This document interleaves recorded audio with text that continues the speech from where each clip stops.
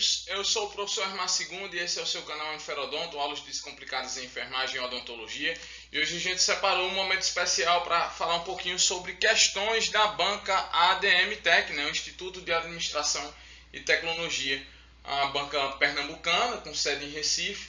E aí a gente selecionou questões de ordem geral, questões de legislação do SUS e também de legislação de enfermagem, para comentar aqui um pouquinho sobre o estilo de formação dessas questões. Então, vem com a gente, é uma banca que a gente não tinha trabalhado ainda no nosso preparatório para concursos públicos, nem no nosso canal Enferodonto, então a gente segue aqui com as questões um pouco inéditas e eu estou um pouquinho ansioso para resolver, justamente aí tentar comentar algumas questões e que, claro, a gente possa fazer revisões aqui dos nossos conteúdos. Se você ainda não conhece o nosso canal Enferodonto, então nós disponibilizamos aqui aulas descomplicadas com legislação do SUS, legislação de enfermagem, conhecimentos gerais na parte da enfermagem, também alguns tópicos voltados para a odontologia. E aí estamos amadurecendo essa ideia e também surgiu a iniciativa da realização do cursinho preparatório na área da enfermagem. Esse cursinho funciona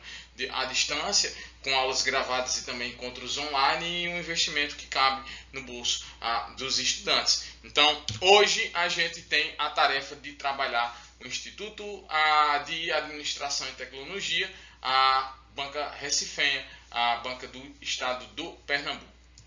E aí a gente tem justamente o Instituto de Administração e Tecnologia, a ADM Tech, né? Uma banca localizada em Recife, né? Então você tem aqui a sede da banca, você tem os contatos, né? Então você pode contactar pelo WhatsApp, também pelo telefone. E aqui você tem uma descrição genérica da banca, né? Então o Instituto de Administração e Tecnologia foi fundado em 1991, então é uma banca relativamente jovem, né? É uma sociedade civil sem fins lucrativos que trabalha justamente aqui vinculado à Faculdade de Administração e Direito de Pernambuco e de uma das universidades de Pernambuco, né? E atua com foco na elaboração de concursos públicos e seleções públicas simplificadas, além de capacitação e serviços de desenvolvimento institucional. Então a gente selecionou aqui algumas questões do Instituto ADM Tech. Antes da gente começar a resolver as questões, a gente faz aqui uma breve apresentação do nosso projeto Enferodonto. Então você tem aqui o nosso canal no YouTube com mais de 200 aulas hoje públicas liberadas para vocês usufruírem nos temas de legislação do SUS, legislação de enfermagem, conhecimentos gerais na área de enfermagem. Aqui está o nosso contato pelo WhatsApp, né? Então 999273210, o prefixo é o 83, Paraíba. Lá você pode entrar em contato com o professor Armar Segundo e ser adicionado no grupo geral do cursinho, né? Então não tem importância financeira para fazer parte desse grupo, mas também nós ofertamos os serviços privados, que é o nosso preparatório para concursos públicos, que trabalha com as disciplinas de legislação do SUS, também a legislação básica da enfermagem e conhecimentos gerais em enfermagem nível médio e superior. A gente trabalha com aulas gravadas e também aulas online. Você vai receber essas aulas via e-mail e também a gente vai disponibilizar num grupo privado de acesso, tá? E aí a cada 15 dias a gente realiza revisões dos assuntos trabalhados, também simulados, né? E, claro, trabalha o direcionamento para um concurso que esteja em alta ou que faça parte ali daquele momento da nossa programação de estudos. A gente segue com um roteiro que vai de janeiro a dezembro, então a cada mês nós lançamos uma programação de estudo e o aluno ele pode optar por fazer parte mensalmente, né, dessa programação, ou se achar que aquele mês não é tão interessante para a agregação dos seus conteúdos, dos seus estudos, pode também dispensar e se rematricular em um momento posterior. Ou seja, a gente não trabalha com a fidelização mensal, e sim a cada mês com o lançamento de programações inéditas que, claro, vão ali ajudar na preparação dos alunos, especialmente na área da enfermagem, nas principais provas de concurso, trabalhando aqui com bancas também direcionadas para a nossa região de Paraíba, Rio Grande do Norte, Pernambuco, Ceará, entre outros estados circunvizinhos. Então, sem mais propagandas, agora a gente vai realmente resolver questões da banca ADM Tech, banca O do estado de Pernambuco, cidade, sede, Recife, né? Então, Instituto de Administração e Tecnologia, a gente separou questões gerais, separamos questões do SUS e também de legislação de enfermagem. E a nossa primeira questão diz assim: em relação aos princípios de biossegurança no ambiente de saúde, analise as seguintes afirmativas. Vamos ver aqui o que está verdadeiro e o que está falso, né? O item diz assim: o uso de equipamentos de proteção individual torna-se dispensável quando o profissional já se expôs a repetidas vezes a fluidos orgânicos, presumindo imunidade adquirida ou tolerância a patógenos. Então, uma alternativa bastante absurda, né? Então, o item 1 está falso. Se o item 1 está falso, a gente já pode eliminar aqui, ó, letra A e letra B. Você já tem 50% de chance de acertar essa questão. E aí, quando fala em equipamentos de proteção individual, a gente destaca aqui justamente o que? Luvas, né? Segundo, ó, luvas, máscaras. Quando a gente fala em máscaras, a gente destaca, né, que a máscara de pano, ela não é equipamento de proteção individual, mas pode ser utilizada em pessoas de ambientes administrativos, né, que não entram em contato diretamente com o paciente. A gente tem aqui, ó, a máscara cirúrgica para controle de gotículas e também a famosa N95 nos casos de procedimentos que façam aerosol. A gente fala de luvas, e quando a gente fala de luvas, a gente fala de luvas simples de procedimento, né, e aquelas também estéreis, né, para justamente técnicas ali mais precisas, como justamente procedimentos cirúrgicos. A gente fala de avental, a gente fala também de óculos e também iremos falar de protetor facial, né? O famoso face shield. Então, esses são os principais equipamentos de proteção individual, né? Alinhado também com as normas de biossegurança. E aí a gente vai destacar aqui a lavagem das mãos, né? Então, quando a gente fala em biossegurança, tem que falar sobre lavagem das mãos para prevenir o que? Segundo as infecções relacionadas à assistência à saúde, né, que está relacionada ali com as práticas dos profissionais de saúde. E aí, quando se fala em lavagem das mãos, a gente destaca, né, a higienização com água e sabão, essa é soberana. Você também tem a condição do uso da lavagem com degermantes, principalmente ali a clorexidina. E você tem as preparações alcoólicas, ou seja, com álcool a 70%. Né?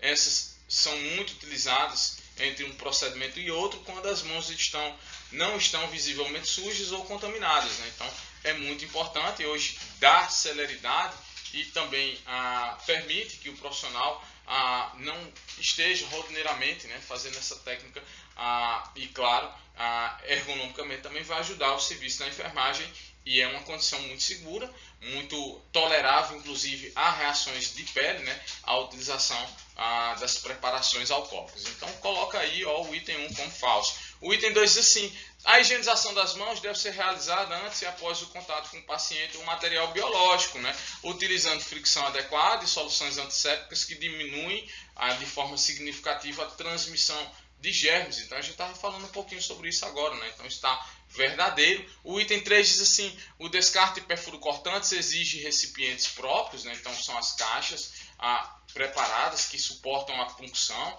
desses objetos que cortam, que perfuram, né? Constituídos de material resistente e, muito importante, elas não devem ser preenchidos até o final, né? Então, assim, até 2/3, né? 2/3 de sua capacidade, ou a pelo menos 5 centímetros do bocal, né? Então isso aqui são recomendações da norma regulamentadora número 32. Então diz assim: o descarte de perfuro-cortantes exige recipientes próprios, constituídos de material resistente a furos e vedação segura, além da identificação clara para avaliação de possíveis acidentes durante o manejo dos resíduos. Então isso também está verdadeiro. E o item 4 diz assim: a limpeza frequente de superfícies e instrumentos pode ser substituída pela higienização concentrada ao fim do expediente. está falando aqui da limpeza concorrente, que você faz entre um procedimento e outro. E você está falando aqui da limpeza terminal ao final das atividades. Não tem como substituir uma atividade com outra, porque elas têm a sua função justamente na prevenção da transmissão de micro-organismos, né? Ele ainda diz assim: considerando que o grande número de atendimentos inviabiliza a desinfecção minuciosa entre as consultas. Pelo contrário, né, é muito relevante que se faça a desinfecção concorrente. Então, o item 4 ele está incorreto. E aí você tem como alternativas da nossa primeira questão, letra C, os itens 2 e 3 como corretinhos. Anota aí, gabarita, nossa primeira questão. Letra C, a gente está fazendo questões da banca ADM Tec, do Instituto de Administração e Tecnologia. É uma banca do Pernambuco, né? Então tem sede em Recife.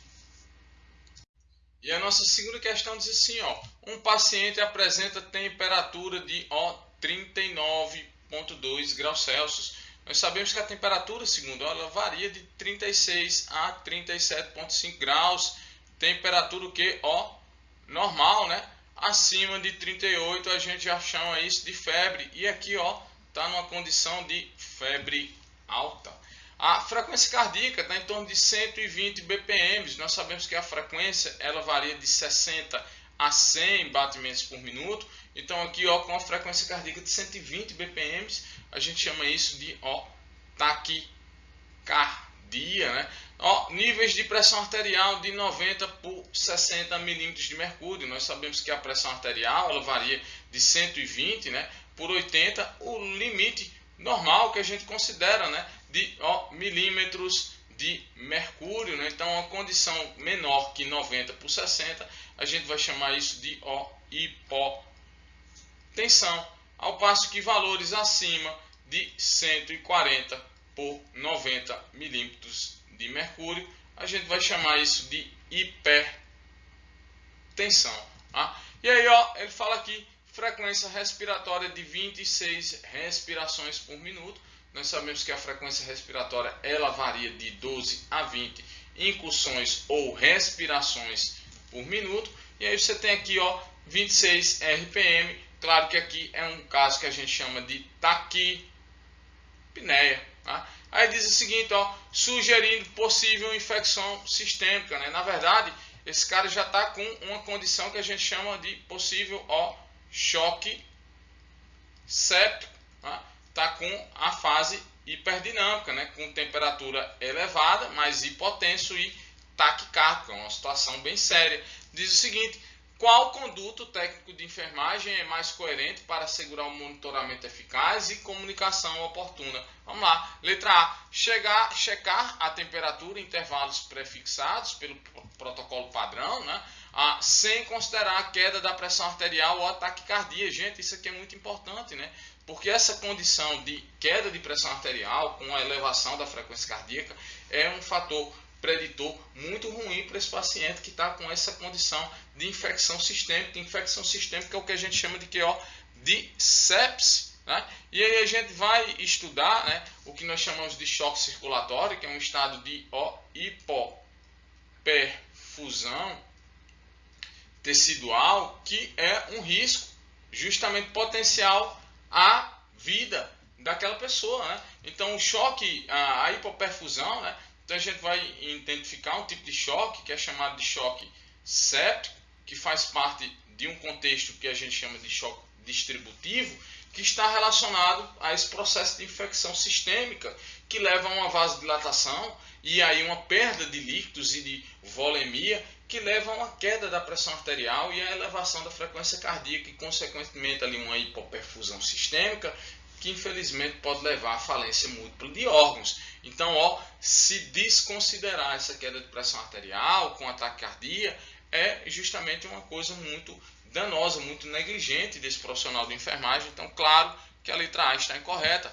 A letra B diz assim: resistir à febre e a pressão arterial baixa em planilha interna, mas apenas sinalizar a equipe de enfermagem se houver agravamento súbito. Gente, isso aqui já é uma condição grave, né? Então não tem mais o que se esperar por agravamento súbito não. Então também é uma negligência. A letra B também está incoerente. A letra C diz assim: notificar a equipe multiprofissional sobre os valores alterados. E a gente tem um valor alterado de temperatura, de frequência cardíaca, de pressão arterial e também de frequência respiratória. Pela elevação da frequência respiratória, a gente já pode suspeitar que esse rapaz de fato está num choque séptico e aí já está com a hiperventilação em consequência de uma acidose metabólica. Então, ó, letra C, notificar a equipe do multiprofissional sobre os valores alterados, porém manter o intervalo de verificação habitual e restringir anotações ao valor da febre, já que a hipotensão moderada tende a se estabilizar. Pelo contrário, né, vai piorar ali a condição de choque, se tornar irreversível se não for tratada com a reposição volêmica rapidamente. A letra D diz assim, ó, informar imediatamente a equipe responsável, reforçar a aferição de sinais vitais em intervalos mais curtos, ele pode verificar aqui de 15 em 15 minutos, né? E documentar a cada anormalidade e atuar preventivamente, seguindo os protocolos de CEPS e de segurança do paciente, né? Como, por exemplo, a comunicação efetiva. Claro que o gabarito da nossa segunda questão é a letra D. Nossa terceira questão diz assim: um paciente idoso internado na unidade de cuidados intensivos apresenta risco elevado de lesão por pressão devido à imobilidade prolongada. Durante a avaliação, o enfermeiro identifica eritema não branqueável. Segundo, o que é esse eritema não branqueável? Quando há a compressão, né, e fica aquela região vermelha, mas que quando há compressão ele não empalidece e volta à sua cor normal, né? Então, ó, o eritema não branqueável. Isso aqui é lesão 1, né, estágio 1. Né? Então, ó, já tem dano ali a nível de epiderme, né? Na região sacral. Então, tá aqui o senhorzinho, provavelmente deitado, né? Então, ó, na região sacral. E aí aqui a gente já observa um eritema, ou seja, uma vermelhidão, que não fica a distopressão branca, né? Então, quando você faz aqui a distopressão, ele não empalidece e volta justamente a sua cor normal, né? Então já não há mais justamente ali uma boa perfusão desses tecidos. Então, ó, o enfermeiro identifica eritema não branqueável na região sacral, caracterizando lesão por pressão estágio 1.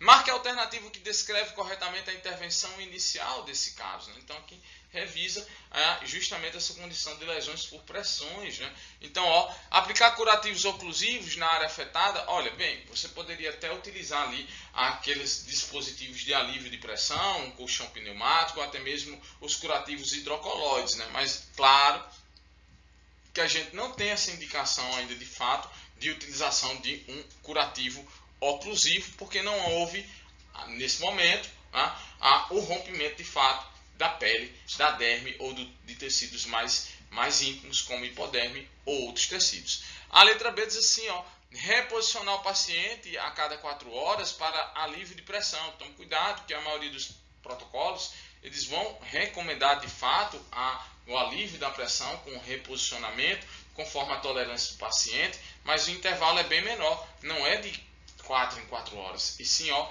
de 2 em 2 horas. Tá? A letra C diz assim, promover mudanças posturais frequentes, preferencialmente a cada 2 horas. Então, isso sim é uma alternativa coerente. A letra D diz assim, ó, iniciar antibiótico-terapia profilática para prevenir infecção local. Então, isso também não é uma conduta que se relaciona diretamente com a condição da prevenção da lesão por pressão, que é justamente uma injúria aos tecidos que poderá causar, inclusive, a destruição de todas as camadas da pele, em que o agente etiológico, ou seja, o fator que causa essa lesão, é a compressão desses tecidos por um tempo prolongado. Então, ó, gabaritinho da nossa terceira questão, letra C. A gente está estudando aqui, ó, banca ADM e TEC, né? Instituto de Administração e Tecnologia, uma banca, ó, pernambucana. E a nossa quarta questão diz assim, ó, sobre a administração de medicamentos intramusculares, marque a alternativa corretinha. Vamos ver o que está certo e o que está errado. A letra A diz assim, a via intramuscular é contraindicado para a administração de antibióticos. O segundo está falso, né? Pelo contrário, você usa muito a administração, né, da via intramuscular, por exemplo, a ceftriaxona, né, medicações liofilizadas, medicações de baixa concentração, né, de baixa quantidade, né, até 5 ml suportável, aonde? Na região glútea ou na região trocantérica, né? Então, ó, letra A tá falsa. A letra B diz assim: é necessário aspirar antes de injetar o medicamento para evitar a administração em vasos sanguíneos. Então, isso é um cuidado muito pertinente, né? A questão da via de administração pela via intramuscular, né? Para se certificar que quando a colocação da agulha não transficcionou ali um vaso e, consequentemente, possa ser que esteja injetando uma medicação que deveria ser absorvida pela via muscular, né, pela via endovenosa. Então, ó, letra B é uma informação correta. A gente está em busca, né, justamente aqui da alternativa correta. A letra C diz assim: medicamentos oleosos devem ser preferencialmente administrados pela via subcutânea. Pelo contrário, né, medicamentos oleosos não são administrados nem pela via endovenosa, nem pela via subcutânea, e sim pela via intramuscular, pela capacidade ali de absorção melhor pelo músculo. A letra D ainda diz assim: a agulha utilizada pela via intramuscular deve ter comprimento inferior a 25 milímetros. Pelo contrário, né, a gente trabalha muito a agulha 25 por 7 milímetros. Então, aquela cinzinha, né, aquela agulha de coloração cinza, né, então a letra D também está incorreta. Então, o gabaritinho aqui da nossa quarta questão, de fato, é a letra B. E a nossa quinta questão diz assim, ó: em relação às medidas de proteção à segurança e à saúde dos trabalhadores dos serviços de saúde, orientados pela NR 32, assinale a opção correta. Vamos ver aqui o que está certo e o que está errado. A letra diz assim: a utilização de luvas descartáveis pelos profissionais de saúde em exercício nos ambientes hospitalares. A NR 32 ela trata justamente da saúde e segurança, né? Então, ó, nos serviços de saúde, né? Então, segurança e saúde dos profissionais da saúde, né? Então ele diz o seguinte: a utilização de luvas descartáveis pelos profissionais de saúde em exercício em ambientes hospitalares tem substituído a exigência de higienização das mãos.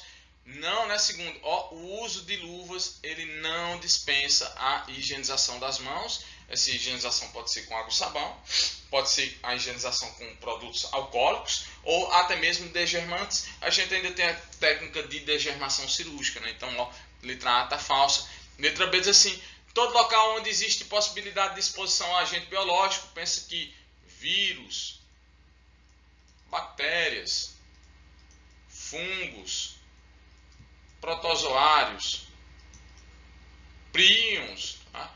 Então, ó, deve ter lavatório exclusivo para a higiene das mãos, né? Então, o lavabo, né? Provido de água corrente, sabonete líquido, toalha descartável e lixeira provida de sistema de abertura sem contato manual. Segundo, ó, aquelas toalhinhas, né, que você, ó, enxuga e joga fora. Não pode ser aquela toalha de pano que ali é fonte de contaminação. Claro que a letra B está corretinha. A letra C diz assim: os trabalhadores que utilizarem objetos perfuro-cortantes não devem ser responsáveis pelo seu descarte. Pelo contrário, né? Então, ó, o trabalhador ele é quem é responsável pelo descarte do material perfuro-cortante. Se ele entrega a outro trabalhador, corre risco lá, ó, de punção, né, do outro se contaminar, de se perfurar ali com o objeto que está sendo compartilhado. Então, a letra C está incorreta, inclusive é vedada pela NR 32. E a letra D diz assim, ó: a higienização das vestimentas utilizadas nos centros cirúrgicos e obstétricos, serviços de tratamento intensivo, CTI, né, unidades hospitalares com doenças infecto-contagiosas e quando houver contato direto com a vestimenta com material orgânico, pensa aí fluidos, sangue, secreções, né, peças anatômicas, deve ser de responsabilidade do trabalhador. Pelo contrário, né, é responsabilidade da empresa, do empregador, né? Então, ó, ele é quem tem que direcionar um serviço que faça justamente a lavanderia, né? A higienização dessas vestimentas para que justamente seus empregados, seus colaboradores, seus trabalhadores possam executar os seus serviços de forma segura e, claro, ali protegidos da contaminação pelos riscos biológicos. Então, ó, letra B é o gabarito da nossa quinta questão. E a nossa sexta questão diz assim: assinale a alternativa que contém a vacina que deve ter sua primeira dose tomada aos 2 meses de idade, né? Então, calendário vacinal, né? Quando a gente fala de calendário vacinal, né? Você está pensando aqui no Programa Nacional de Imunização. É importante que a cada ano você atualize, né, as instruções normativas. De repente pode haver ali alguma mudança. A gente trabalha com o calendário da criança, o calendário do adolescente, a gente trabalha do adulto, do idoso e da gestante. Quando a gente pensa em vacinações do calendário da criança, a gente pensa no seguinte, ao nascer. E quando a criancinha nasce, a gente destaca duas importantes vacinas, o BCG e também a vacinação para hepatite B. Aí ele está falando aqui com 2 meses, né? Então com 2 meses há também importantes imunizações, né? Então você vai ter aqui a famosa vacina penta, que vai trabalhar o que? Segundo, difteria, tétano, coqueluche, haemophilus influenza, e também vai trabalhar com a hepatite B. Portanto, vacina, né? Também vai receber a vacina contra o rotavírus, prevenção de doenças diarreicas causadas pelo vírus rota. Você tem aula aqui sobre difteria, você tem aula sobre tétano, você tem aula sobre coqueluche, você tem aula sobre hepatites, você tem aula sobre rotavírus, tá? Além disso também vai receber a primeira dose da vacina pneumocóxica, tá? Você tem aqui a famosa pneumo 23, e também vai receber a primeira dose da vacina contra a poliomielite. Então você tem também aula contra a poliomielite. Aqui você tem aula sobre poliomielite. Lembrando que essa vacina aqui é a famosa VIP, né? Então vacina inativada da poliomielite, né? Então você tem aqui a famosa VIP. Então falou em 2 meses. O que ele está dizendo aqui? Assinale a alternativa que contém a vacina, né? Então com 4 meses, basicamente você vai ter essa mesma rotina de vacinação, com a segunda dose da penta, a segunda dose do rotavírus, a segunda dose da pneumo, a segunda dose da poliomielite. Com 3 meses, esqueci de dizer aqui, a gente tem a vacinação com a meningocócica, né? Então são muitas vacinas para a gente memorizar. Com 5 meses, você tem aqui a segunda dose da vacina meningocócica. E com 6 meses de idade, você vai ter também a terceira dose da vacina penta. Você vai ter a terceira dose da poliomielite, tá? Então você já tem um volume reduzido de vacinações, e aí vai começar também a introdução de outras vacinas, né? Como os reforços com 12 meses, com 15 meses, com 4 anos de vacinas específicas, e também aos 9 meses, também aos 12 meses, vai vir também vacinas específicas, especialmente ali vacinas virais, como a tríplice viral, a tetraviral, a vacinação contra a febre amarela, também a vacinação contra a hepatite A. Então, assim, você tem uma aula aqui sobre revisão, sobre calendário vacinal, que a gente trabalha muitas questões e de forma bem genérica sobre os principais calendários do Programa Nacional de Imunização. Para a nossa questão aqui, a gente já consegue responder, né? Aos 2 meses de idade, qual vacina a criancinha vai receber? Será que é a BCG? Será que é a hepatite B? Não, porque a gente já definiu aqui que é ao nascer. Será que é o rotavírus, né? Então, claro, a gente tem aqui a vacina rota, né? Com 2 meses de idade, a segunda dose com 4 meses, né? A vacina meningocócica a gente apresentou aqui a partir dos 3 meses, com a segunda dose aos 12 meses e um reforço aos 12 meses de idade, juntamente com a pneumo, né? Então você tem um reforço da pneumocócica junto com a vacina meningocócica com 1 ano de vida dessa criança. Então, ó, gabaritinho aqui da nossa sexta questão é a letra C. Sétima questão diz assim, ó, continuando aqui no contexto das vacinas, né? Segundo as instruções normativas do Calendário Nacional de Vacinação, do Ministério da Saúde, hoje a gente já tem o calendário atualizado de 2025, né? Só uma observação aqui com o calendário de 2025, ó, saiu a VOP, né? Já não tem mais a vacina oral da poliomielite. A vacina absorvida difteria, tétano, pertussis, hepatite B e hemófilos influenza B conjugada, ou seja, a penta, assinala a opção correta, né? Vamos lá, pentavalente, faz parte do calendário, ó, da criança, né? A gente começa com 2 meses, você tem uma segunda dose com 4 meses, você tem uma terceira dose com 6 meses de idade, né? E aí, ó, você vai ter reforço, só que o reforço não é feito com a pentavalente, e sim, ó, com a tríplice, que a gente chama, ó, tríplice bacteriana, né? Então você vai trabalhar com tétano, você vai trabalhar com a difteria, você também vai trabalhar com a coqueluche, o famoso DTP. Segundo, tem um reforço com quantos meses? Ó, com 15 meses, você tem o segundo reforço aos 4 anos de idade. Ponto importante. Segundo, qual é a idade máxima que eu posso aplicar a penta e que eu posso aplicar também, ó, a tríplice bacteriana?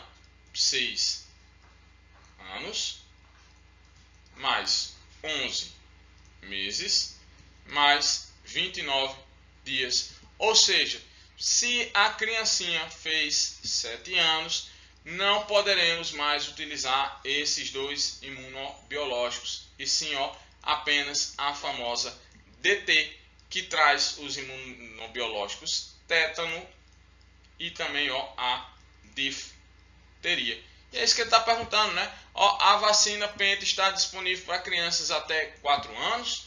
Não, né? Segundo, até 7 anos, 11 meses e 29 dias. Muito cuidado com isso, viu? Ó, porque a partir de 7 anos já está proibido. Então, ó, até 5 anos, 11 meses e 29 dias, também não, né? Até o que, ó? 6 anos, 11 meses e 29 dias. Ou seja, a partir de 7 anos já não se utiliza mais nem penta, nem tríplice bacteriana. Então, ó, gabaritinho da nossa sétima questão é a letra D.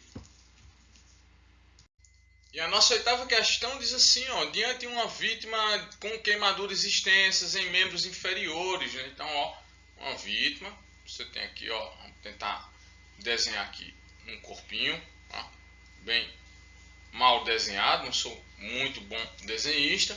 Diz assim, ó, qual a conduta inicial mais adequada no atendimento pré-hospitalar? Gente, falou em atendimento pré-hospitalar, a gente pensa no X, A, B, C, D, E, né? C, D, E do trauma, né? Então, X, exsanguinação, A, abertura das vias aéreas, B, a gente vai trabalhar a respiração, C, a gente trabalha a circulação, o D é o exame neurológico e E é a exposição com o controle da hipotermia, né? Então está dizendo aqui, ó, diante de uma vítima de queimaduras extensas, né? Quando a gente pensa em queimaduras, a gente pensa nos agentes, né? Então você tem aqui, ó, os principais agentes, né? Então, térmicos, e dentre os térmicos, os líquidos superaquecidos são 70%, né, das estatísticas de queimaduras, né? Mas você também tem o que, ó, condições de queimaduras elétricas, eletricidades, e aqui é um paciente grave. Você tem aqui, ó, queimaduras químicas, tá? Quando a gente pensa em agente térmico, a gente está falando de calor, mas também a gente tem, ó, as geladuras, né, causadas pelo frio, e também tem a famosa radiação, né, segundo. Então tudo isso são agentes causadores. Princípio básico, né? Então a gente tem que realmente, ó, afastar a fonte geradora da queimadura. se é o frio, né? Se é o calor, se é a substância química, se é a condição radionizante, né? A radiação, né? Então você tem que afastar a fonte geradora de calor. Então, ó, resfriar a área afetada com soro fisiológico gelado. Gente, ó, gelo jamais poderá ser utilizado no componente pré-hospitalar e em momento algum, porque o gelo ele provoca uma vasoconstricção ali nos tecidos que já estão lesionados e piora a condição de hipóxia. Então, ó, jamais a gente vai trabalhar com resfriamento com líquidos resfriados, né? Quanto menos o gelo. Também, ó, no atendimento de cenário pré-hospitalar, a gente não realiza cobertura tópica. E aí a gente já está destacando aqui principalmente, ó, o uso da sulfadiazina, né? Deixa para ser utilizado depois, já ali no tratamento definitivo, quando ele estiver em ambiente hospitalar, porque isso vai prejudicar justamente a avaliação pós atendimento pré-hospitalar, né? Justamente ali no hospital. A letra B diz assim: aplicar pomadas antimicrobianas na região afetada para reduzir o risco de infecção. O risco de infecção vai ser reduzido justamente quando você faz a limpeza e o resfriamento das lesões. Essa cobertura tópica a gente já pensa em outro cenário, então tome muito cuidado com isso. Letra B também está incorreta. Ele ainda diz assim: monitorar sinais de choque hipovolêmico e iniciar analgesia endovenosa de imediato. Às vezes sim, às vezes não. Você vai precisar de analgesia. Depende o que, ó, da superfície corporal queimada. Depende, ó, também da profundidade dessas queimaduras, né? A gente tem queimaduras de primeiro grau, que estão na região da epiderme. Temos queimaduras de segundo grau, que estão na região da derme. Temos queimaduras de terceiro grau, que já pega a hipoderme e tecidos, né? Mais internos, como músculos, tendões, nervos, inclusive face óssea e por aí vai, até chegar no estágio de carbonização. Então, a letra B está incorreta, mas uma das complicações das queimaduras pode sim ser o choque hipovolêmico. A letra C diz aqui, ó, avaliar a extensão e profundidade das queimaduras. Então, quando a gente pensa na profundidade, a gente está pensando nas queimaduras de primeiro grau, de segundo grau e terceiro grau. Quando a gente pensa em a extensão, a gente está pensando em superfície corporal queimada, e aí a gente trabalha com a regra dos 9, né? Então a cabeça 9%, ou a região do tórax anterior 18%, a região do tórax posterior 18%, os braços correspondem a 9%, a região, ó, genital corresponde a 1% e os membros inferiores correspondem a 18%. Lembrando que a regra dos 9 só começa a partir de queimaduras de segundo grau. Você não vai fazer regra dos 9 para queimaduras de primeiro grau. E aí você vai ter um paciente pequeno queimado, quando você tem menos de 10% de superfície corporal queimada, né? Um médio queimado, quando você tem aqui, ó, de 10 a 20% de superfície corporal queimada. E você tem um grande queimado, quando você tem mais de 20% de superfície corporal queimada. Então, ó, avalia-se a extensão e profundidade das queimaduras, inicia-se a reposição volêmica. Geralmente a gente trabalha a fórmula de Parkland, né? Então você tem ali, ó, 2 a 4 ml de solução fisiológica, né?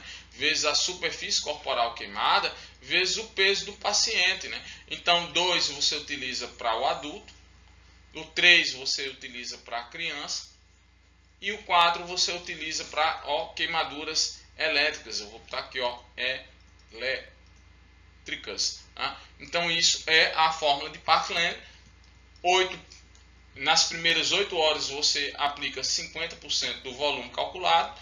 Nas 16 horas subsequentes você vai infundir os outros 50%. Então, ó, inicia-se a reposição volêmica, conforme a fórmula de Parkland, e proteger as áreas acometidas com curativo não aderente estéril, né? Então está aqui, ó, fazendo uma referência especialmente à gase de Rayon, né? Então essas coberturas não aderentes. Então, ó, letra C corretinha. A letra D ainda diz assim: cobrir as lesões com curativo úmido para manter a hidratação tecidual e administrar oxigenoterapia sobre máscara de alto fluxo e garantir acesso venoso. Segundo, São prioridades na vítima de queimadura, claro, a gente abrir as vias aéreas, a promover circulação, reposição volêmica e tudo mais, mas aí ele fala aqui, ó, cobrir as lesões com curativo unto, você vai fazer com gases não aderentes ou curativos secos, né? Retirar as vestes, retirar adornos se não estiverem impregnados, né? Porque são condutores de calor, a administração de oxigênio, né? Sobre máscara, né, ou pode ser por cânula, isso vai variar do grau de saturação e do comprometimento das vias aéreas, né, e também garantir o acesso venoso. Então tome muito cuidado que ele fala aqui, ó, administrar a oxigenoterapia sob máscara de alto fluxo. Então isso depende muito da queimadura, se acometeu as vias aéreas, se estava em ambiente confinado, com exposição a monóxido de carbono. Então pelas descrições, a gente só tem aqui, ó, queimaduras extensas em membros inferiores. Então você tem aqui, se pega os membros inferiores, você tem aproximadamente 36% de superfície corporal, mas que provavelmente não atingiu as vias aéreas, né? Então não há talvez uma necessidade imperiosa de se trabalhar ali a oxigenoterapia. Então, ó, gabaritinho da nossa oitava questão é a letra C.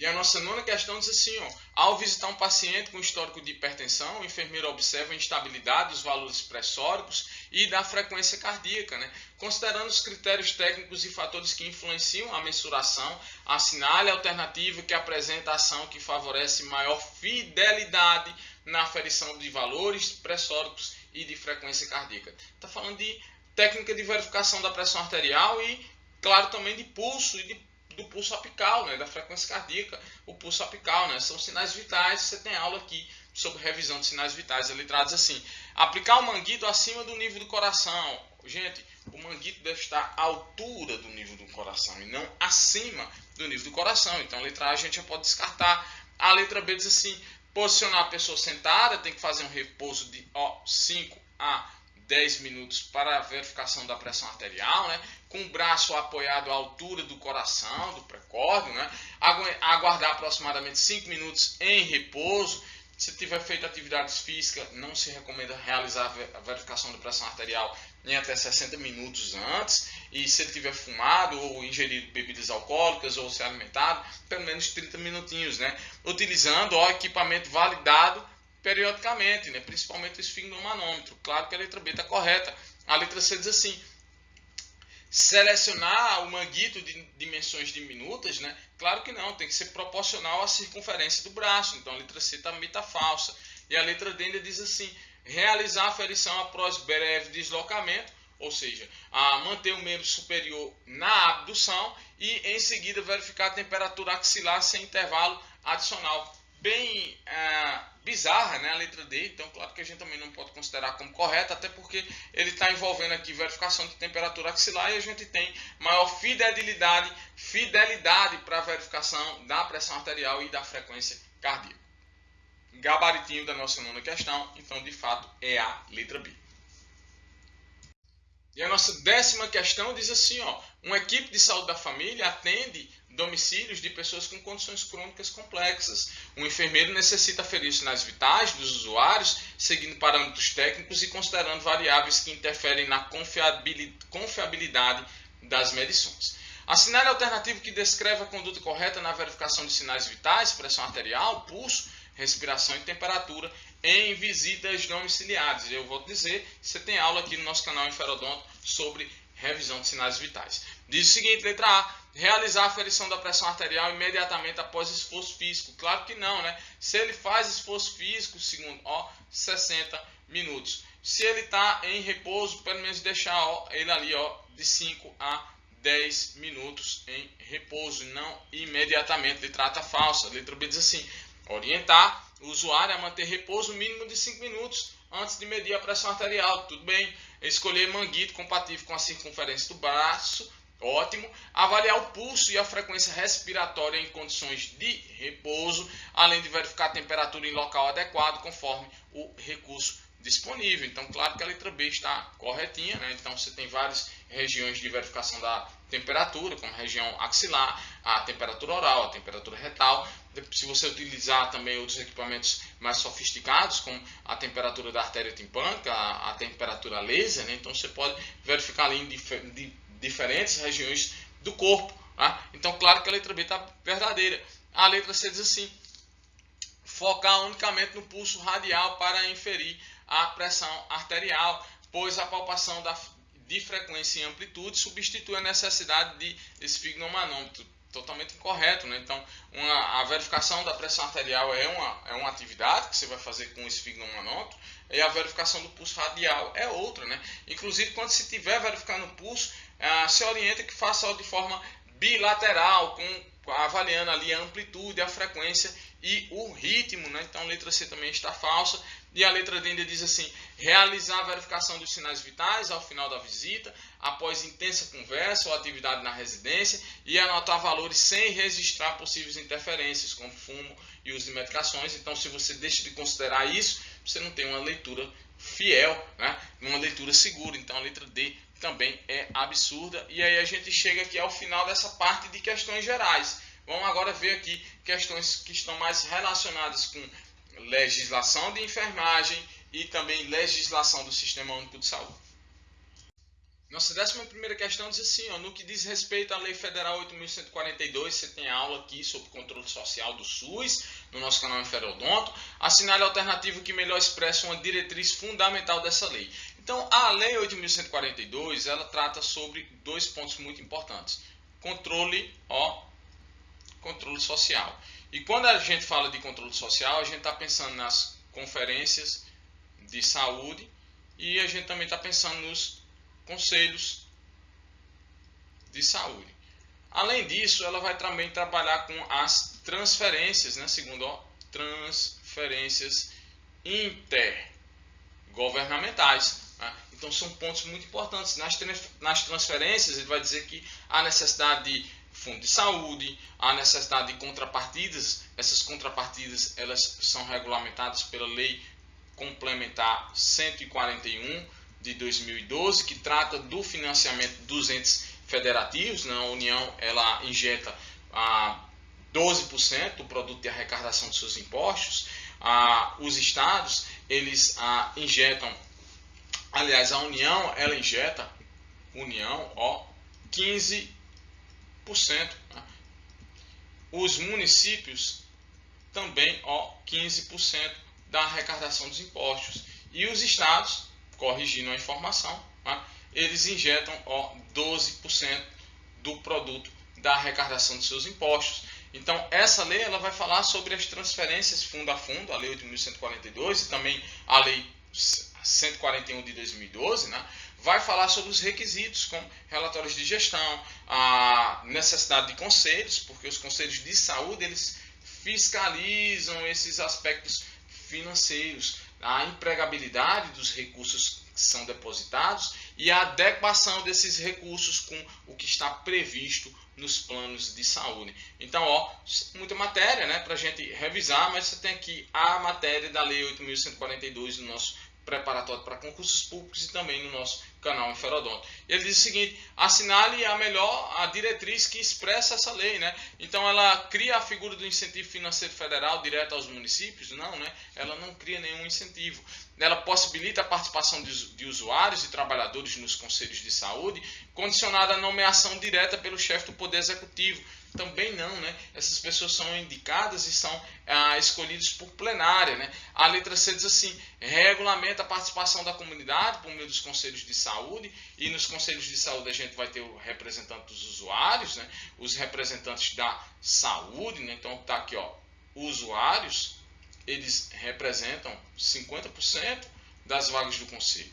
E aí você tem os profissionais da saúde, você tem os prestadores de serviços privados e os representantes do governo representando os demais segmentos, compondo ali os 50% do que faltava das vagas dos conselhos de saúde.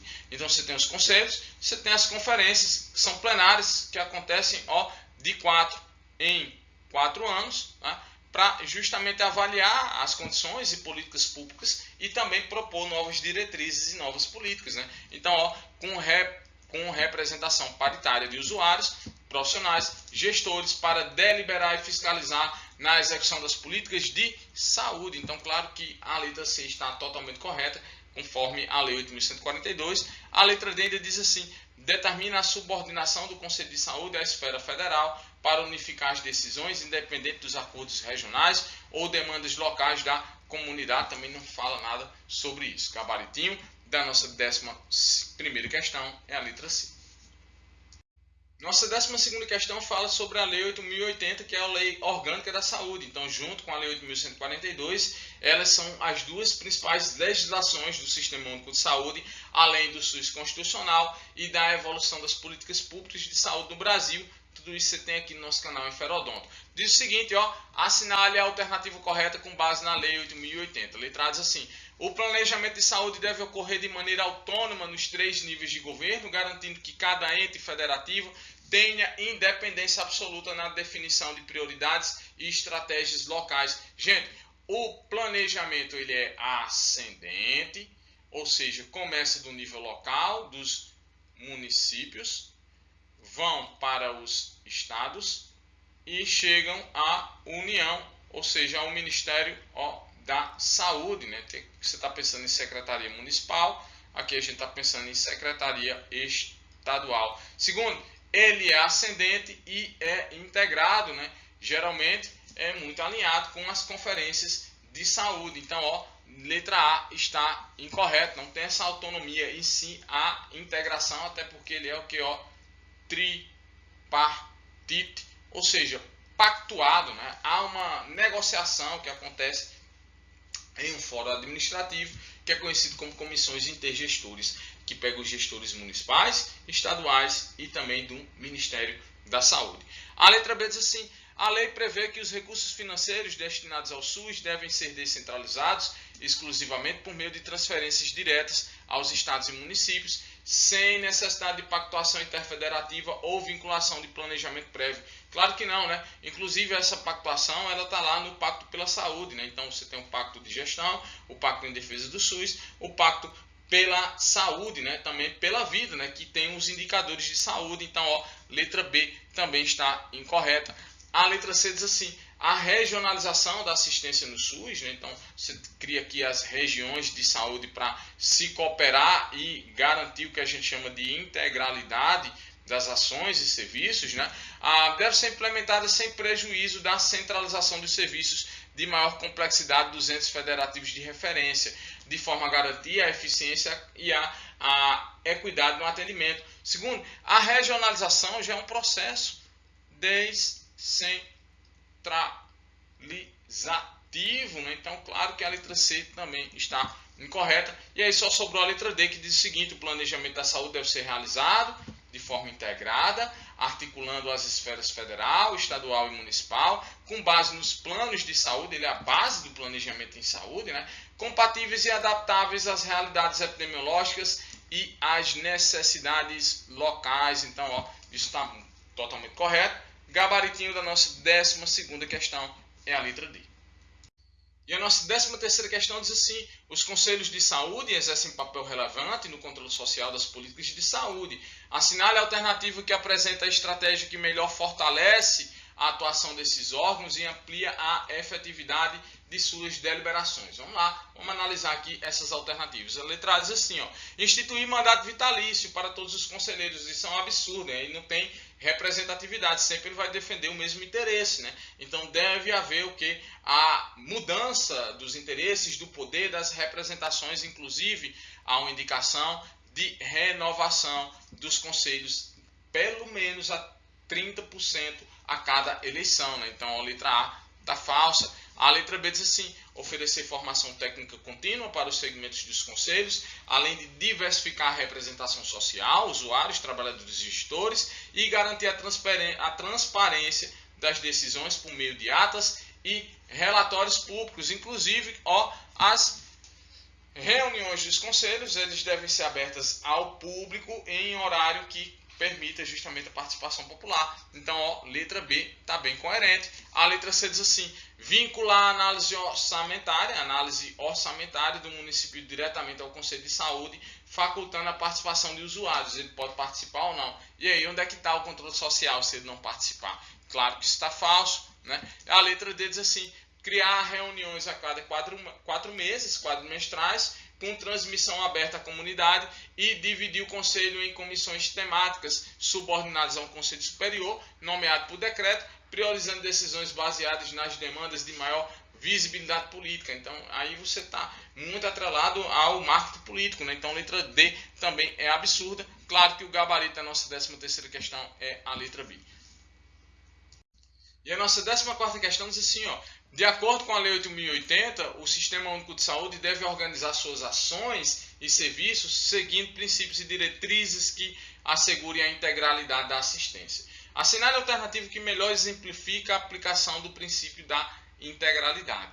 Gente, princípios muito importantes, né? A gente trabalhar a universalidade, o acesso de todos, a equidade, né? Então, a considerar as diferenças sociais, regionais, territoriais, epidemiológicas, né? E também a integralidade, né? Atender a todas as necessidades daquela pessoa em sua complexidade, vendo o indivíduo como um todo e não como uma parte isolada. Então, qual o melhor exemplo, né, da aplicação do princípio da integralidade? Vamos ver aqui, a letra A diz assim, ó: de estabelecer parcerias com o setor privado para o acesso a serviços conveniados em todos os níveis de assistência, né? Então, essas parcerias, né, estão relacionadas à intersetorialidade, né? Então, claro que não seria o atendimento integral. A letra B diz assim: priorizar a realização de campanhas de vacinação em áreas de risco com base de critérios epidemiológicos. Se você está dando mais atenção a quem mais precisa, você está aqui, ó, ofertando a visão de equidade, de justiça social. Então, a letra B também não seria a resposta da nossa questão. Atender às necessidades do paciente em todas as etapas, biopsicossocial, né? Desde a prevenção, ou seja, medidas de educação e promoção de saúde, até a recuperação da saúde de forma contínua e articulada. Isso sim é o que melhor define o nosso conceito de integralidade. A letra D ainda diz assim: atender às pessoas em situação de rua, independente de investimentos, higiene ou documentação. Aqui você já está falando sobre o princípio da universalidade, né? Então, atender todos sem qualquer processo discriminatório ou barreira que limite o acesso às ações e serviços de saúde. Então, ó, gabaritinho da nossa 14ª questão, a letra C. E a nossa 15ª questão diz assim, ó: entende-se por um conjunto de ações que proporcionam o conhecimento, a detecção ou prevenção de qualquer mudança nos fatores determinantes e condicionantes de saúde individual e coletiva, com a finalidade de recomendar e adotar as medidas de prevenção e controle de doenças e agravos. Segundo, conhecer, detectar, prevenir fatores que alteram o comportamento das doenças e dos agravos. Aí ele diz o seguinte, ó: o trecho descrito o termo, né, descrito no texto acima é assistência à saúde, promoção e proteção de saúde, vigilância sanitária? Claro que não, né? Então aqui, ó, nós temos o conceito da vigilância epidemiológica. Gabaritinho a letra D. E é muito importante que a lei 8.080/90, ela define a vigilância epidemiológica,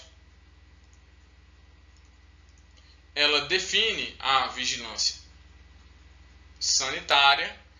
Nós temos a saúde do trabalhador, que engloba justamente as duas vigilâncias: sanitária, que está justamente controlando, falando sobre ambiente, o meio ambiente, e também, ó, prestação de serviços e de produtos. Então, incide justamente nessa função controlatória, fiscalizatória. Então, você tem a saúde do trabalhador. Recentemente chegou o que? Segundo, ó, a saúde bucal, né? Então, a reabilitação integral da saúde bucal e também, ó, a vigilância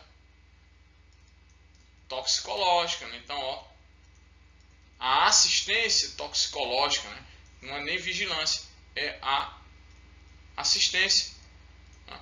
Então, as pessoas vítimas de intoxicações agudas e crônicas por abuso de medicamentos, medicamentos tóxicos, plantas, animais peçonhentos. Tá? Então, vai desde esse processo de vigilância até a produção de antídotos para essas condições de intoxicações. Então, assistência toxicológica são pontos importantes que devem ser ali, ó, lembrados na Lei 8.080.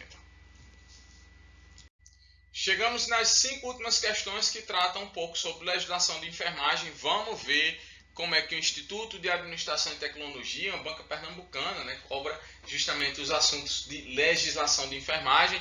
A gente já viu aqui que as questões são muito bem contextualizadas, né? Então, é uma banca que trata muito a contextualização dos assuntos. E diz o seguinte, ó, durante um plantão, o técnico de saúde presencia um conflito. Um familiar insiste para que o paciente seja submetido a um procedimento invasivo para alívio da dor, mas o paciente ele se recusa. Segundo, ele tem autonomia de se recusar, né? A pessoa quer, mas ele se recusa. Há um serviço de terapia complementar disponível, que o paciente aceita experimentar como medida paliativa, né? As práticas integrativas e complementares, né? Qual deve ser a conduta ética adequada diante dessa situação? Letra A. Relatar o caso à equipe multiprofissional e seguir a decisão do familiar. Se você segue a decisão do familiar, você está ferindo a autonomia do paciente. Então não pode ser a letra A. Tá? A letra B diz assim, ó, respeitar a autonomia do paciente. Olha, beleza. Comunicar a equipe sobre a recusa.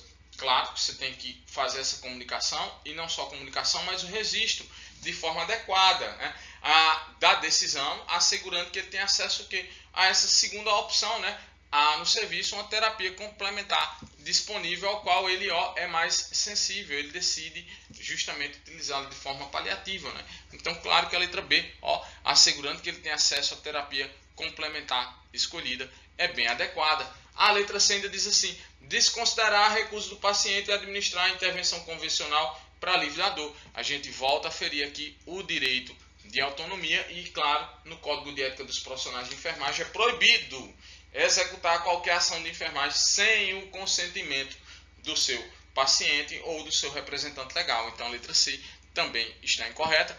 E a letra D ainda diz assim, administrar uma medicação ansiolítica, considerando que a recusa do paciente pode estar relacionada à ansiedade ou medo do procedimento invasivo. Então aí você fere ao Código de Ética e também você fere a autonomia do paciente na letra D. Nessa situação hipotética, claro que o gabarito mais assertivo na nossa 16ª questão é a letra B.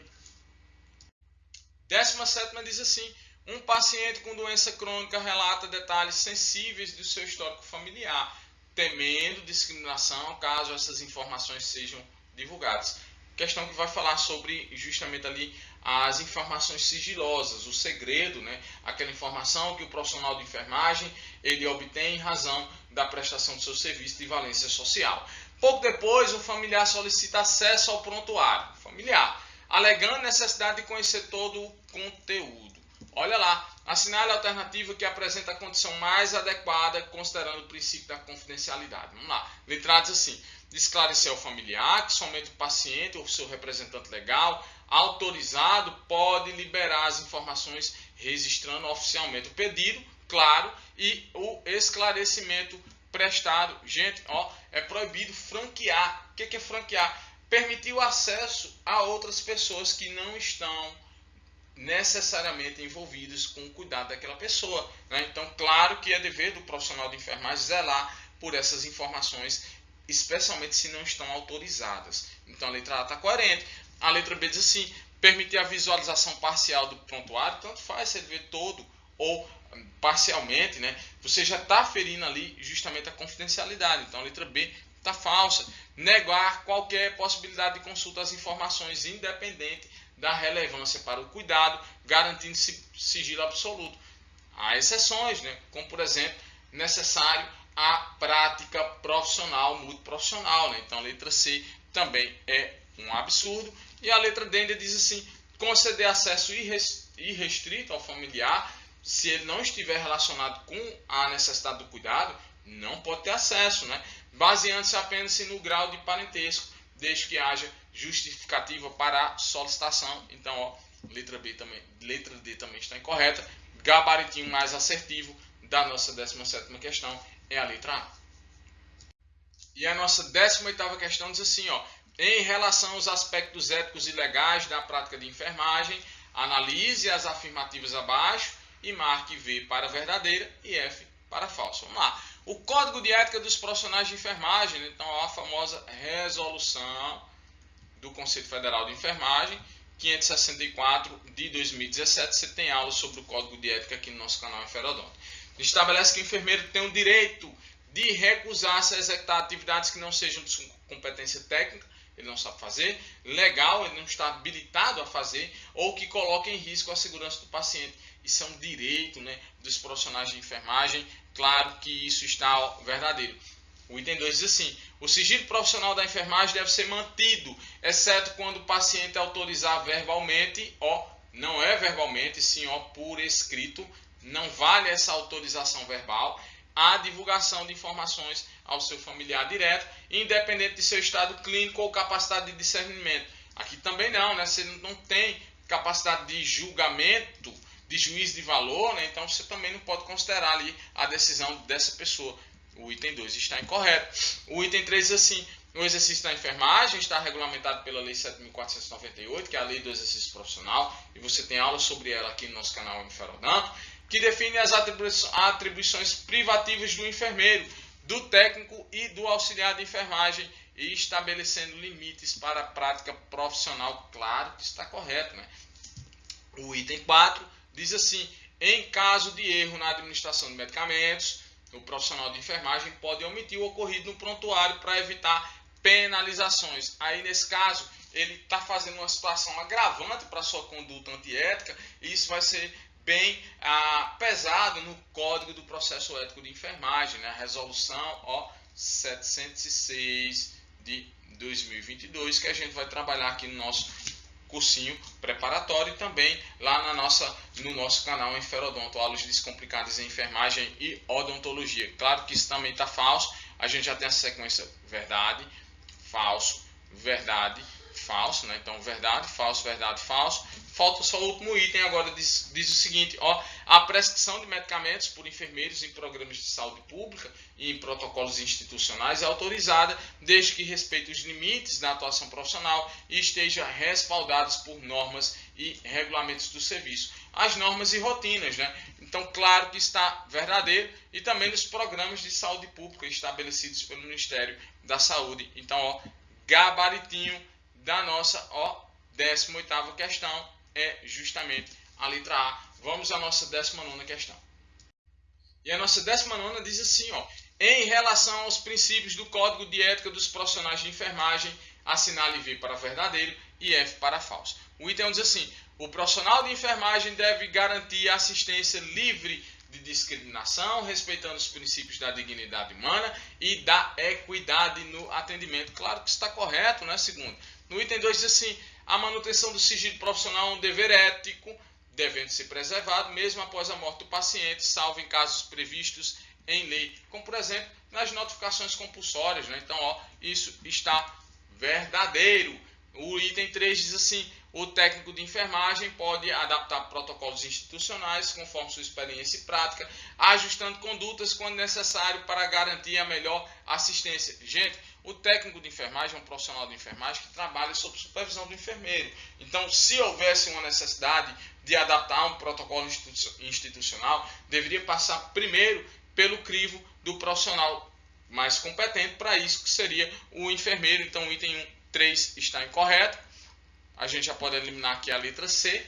A letra D ainda diz assim, ou o item 4, né? O profissional de enfermagem tem autonomia para recusar a realização de procedimentos que violem princípios éticos ou coloquem o paciente em risco, desde que, ó, devidamente justificado. Então, claro que está verdadeiro. A gente tem a sequência verdade, verdade, falso, verdade. Gabaritinho da nossa 19ª questão é a letra B. E o que é que a gente pode dizer da banca ADM Tech com relação à legislação de enfermagem?